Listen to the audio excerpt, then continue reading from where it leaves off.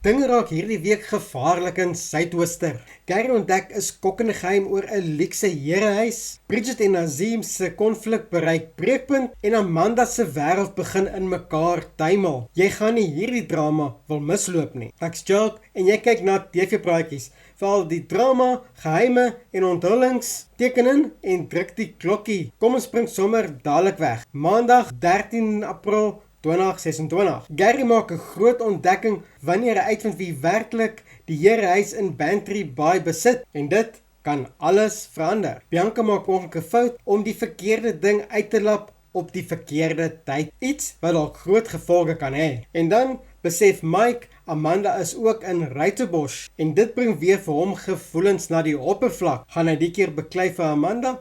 En wat beteken dit vir Amanda en Rian? Dinsdag 14 April 2026. Nazim druk Bridget se knoppie soos nooit tevore nie. En die spanning tussen hulle raak ondraaglik. Gary begin bekommerd raak oor Willie. Iets is nie reg nie. En Mike deel iets met Amanda wat haar heeltemal onkant betrap. Woensdag 15 April 2026. Sia sit vas in die middel van groot konflik oor die shelter en hy gaan moet kant kies. Kyk middag Mike aan om nie op te gee om te beklei vir sy verhouding met Amanda nie. Maar is dit dalk te laat? Intussen kry Gary, Angie en Willie uiteindelik 'n deurbraak, maar teen watter prys? Donderdag 16 April 2026. Gary en sy spioene kry 'n nuwe onverwagte lid en dinge raak nog meer interessant. Rian staan voor 'n moeilike besluit oor sy toekoms met die blondine. En hoewel Sia se kerkraad Nazim se projek ondersteun, is Bridget glad nie oortuig nie. Vrydag 17 April